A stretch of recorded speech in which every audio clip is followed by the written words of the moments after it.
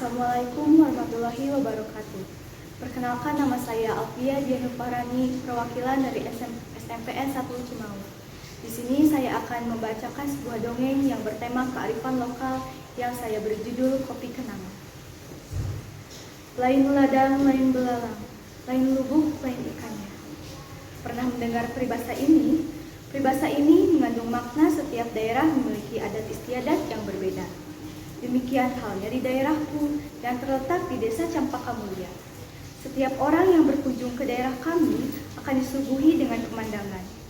Selain itu, di daerah ini juga terdapat tradisi budidaya kopi organik yang menjadi daya tarik bagi wisatawan yang datang.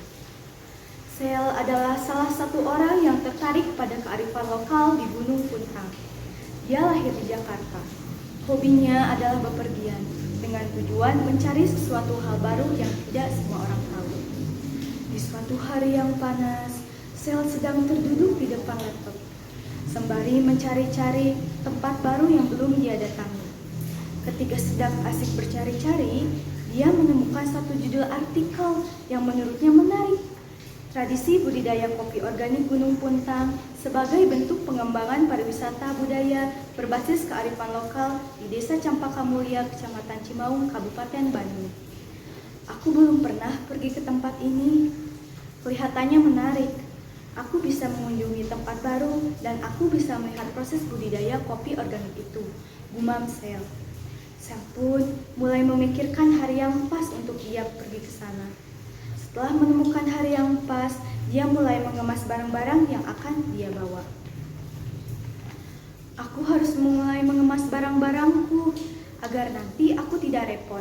Dan lusa aku hanya tinggal berangkat menaiki mobil, ujar Sel. Setelah hari itu tiba, Sel pun berangkat pada siang hari. Ternyata dia tidak sendiri. Dia mengajak teman dekatnya, yaitu Agam.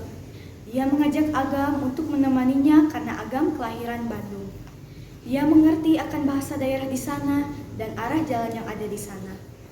Di perjalanan, mereka menikmati perjalanan yang dilewati sambil berbincang-bincang dan tertawa di mobil, ditemani dengan lagu yang mereka putar. Mereka sampai di sana pada malam hari dan mereka pun mulai mencari tempat yang bisa mereka singgahi untuk beberapa hari.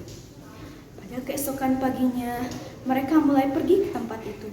Di sana, Sel terpesona dengan keindahan yang ada di Gunung Puntang. Agam yang tidak asing lagi dengan tempat itu mengajak Sel untuk menemui kenalannya yang bekerja di sana. Assalamualaikum, Kang Ujang, kumaha damang, ucap Agam dengan logat Sundanya yang kental. Waalaikumsalam, alhamdulillah Kang, ucap Kang Ujang menjawab sapaan dari Agam. Kang punten, kenalkeun ieu teh Sel anu bade ninggal sareng tataros kumaha cara budidaya kopi organik teh, ujar Agam sambil memperkenalkan Sel. Mereka pun mulai berjalan ke arah perkebunan kopi dan Kang Ujang pun menjelaskan tentang perkebunan kopi. Ini adalah salah satu perkebunan kopi yang ada di sini, ujar Kang Ujang menggunakan bahasa Indonesia karena Sel tidak mengerti bahasa Sunda. Kang, cara membudidayakan kopi agar hasilnya bagus bagaimana sih? Tanya Sel pada Kang Ujang. Nah itu, awalnya kita pilih dulu tempat yang bagus untuk menanam kopi. Kedua, pilih bibit yang bagus dan yang unggul. Ketiga, pastikan pupuknya bagus. Dan keempat, pastikan air di daerah itu bagus. Kualitas kopi sangat bervariasi, tergantung pada metode pengolahan dan bagaimana biji kopi ditanam. Biji kopi biasanya disemprot dengan pestisida sintesis dan bahan kimia lainnya. Kendati demikian, efek kesehatan dari bahan makanan yang dipestisida masih kontroversi. Jadi, jika Anda khawatir pada penggunaan pestisida, bisa memilih biji kopi organik untuk dikonsumsi, jawab Kang Ujang. Oh, begitu ya Kang. Terima kasih atas informasinya, ucap Sel. Sel dan Agam pun mulai memotret semua hal yang mereka lihat di sana. Semua yang ada di sana terlihat menarik. Bukan hanya cara budidaya kopinya yang menarik, tapi para gadis di sini juga menarik. Ahaha, ucap Sel sedikit bercanda. Sore pun tiba. Mereka memutuskan untuk mengakhiri hari ini dan akan dilanjutkan kembali esok hari. Mereka pulang ke penginapan dan tidur dengan nyenyak. Pada keesokan harinya, Mereka kembali datang ke tempat itu. Kali ini dengan tujuan untuk menikmati sebuah secangkir kopi yang ada di kafe sana. Sel merasa sangat puas dengan mengunjungi tempat ini. Dia merasa semua hal yang ingin dia tanyakan tentang kopi organik sudah terjawab. Lalu mereka pun berpamitan pada Kang Ujang karena akan pulang ke Jakarta. Mereka pulang ke penginapan dan esok paginya pun pergi menuju Jakarta. Di perjalanan Sel melihat foto-foto yang telah ia potret sambil mengingat kenangan-kenangan yang ada di sana. Orang-orang di sana yang ramah dan pemandangan di sana yang indah. Waktu yang dilalui seakan berjalan dengan cepat dan tidak terasa. Rasanya aku merindukan suasana di tempat itu, ucap Sel pada Agam.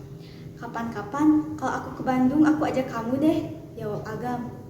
Tiba-tiba terdengar suara ledakan dari mobil. Duar! Agam dan Sel kaget. Mereka pun segera mengecek keluar mobil.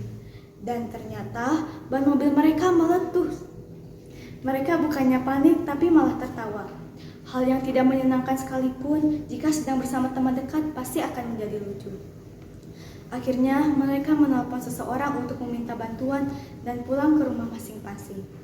Sungguh pengalaman yang tidak akan dilupakan, bukan hanya dapat pengalaman baru dari cara mengetahui budidaya kopi organik, tapi perjalanan itu semakin mendekatkan pertemanan antara Sel dan juga aku, Agam. Sekian dongeng dari saya, bunga tulip dari Belanda, tak punya teman pastilah hampa. Dimanapun kita berada, adat budaya janganlah lupa. Assalamualaikum warahmatullahi wabarakatuh.